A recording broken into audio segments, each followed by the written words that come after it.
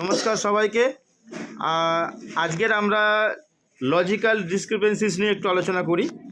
তো দেখুন, ওপর থেকে 4 নম্বরটা টাচ করলাম।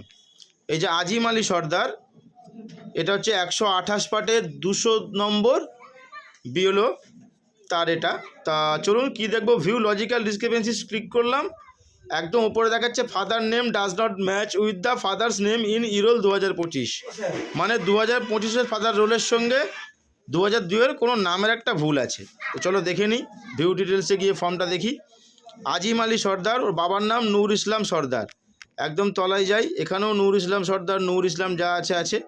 2002-এ নূর ইসলামটা ইটা আই হয়ে গেছে, মানে এটা কোনো কারণে বাংলা থেকে ইংরাজি কনভার্ট বা এআই বা যাই হোক না কেন, এই যে ভুলটা হয়েছে, এই ভুলের জন্য এই লজিক্যালি ডিসক্রিপেন্সিস দেখাচ্ছে। তাহলে আমাদের কাজ কি করতে হবে?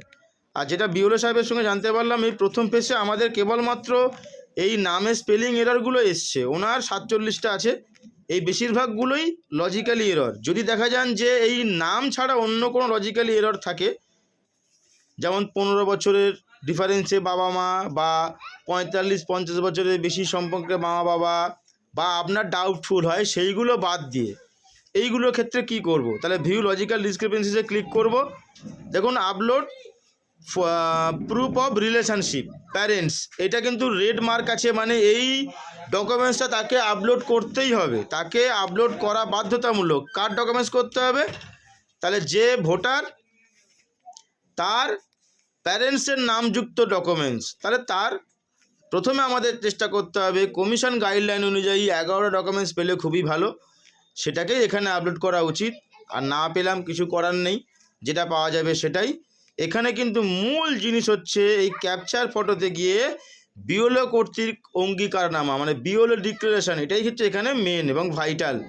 এটাই ক্যাপচার করার পরে, যেমন এটার ক্ষেত্রে নিয়ম হচ্ছে চুজ ফাইল, ক্যাপচার গিয়ে এবার যে ডকুমেন্টস পাওয়া গেল, ধরুন সেই ডকুমেন্টসের ছবি, সোজা হিসেব, ফ্রন্ট পেজ ব্যাক পেজ।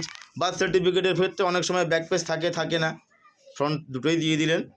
আর দেখুন গ্র্যান্ড প্যারেন্টসের ডকুমেন্টসযুক্ত এখানে দেওয়ার দরকার নেই। তাদের যারা বাবাকে দেখিয়েছে, যারা ঠাকুমা বা ঠাকুরদা, দাদা দাদি, নানা নানি দেখিয়েছেন, বা দাদু দিদা দেখিয়েছেন, তাদের ক্ষেত্রে কিন্তু এমন কোনো ডকুমেন্টস, মানে মনে করুন এই যে ভদ্রলোক, এর নাম কি আজিম আলী সর্দার, তাহলে এ যদি বাবাকে দেখিয়েছে ঝামেলা নেই। তার মানে এখানে যদি ও ঠাকুরদাকে দেখাতো, তাহলে এখানে ওর বাবার নামযুক্ত ডকুমেন্টস আর ওর বাবার কোনো ডকুমেন্টস যেখানে ওর বাবার নাম আছে, এই প্রুফ করার জন্য তখন এই দ্বিতীয় কলমের ডকুমেন্টসটা আপলোড করতে হতো। তাহলে এই ক্ষেত্রে করার দরকার নেই, একমাত্র যারা ঠাকুমা ঠাকুরদা দেখিয়েছে সেগুলো করবেন।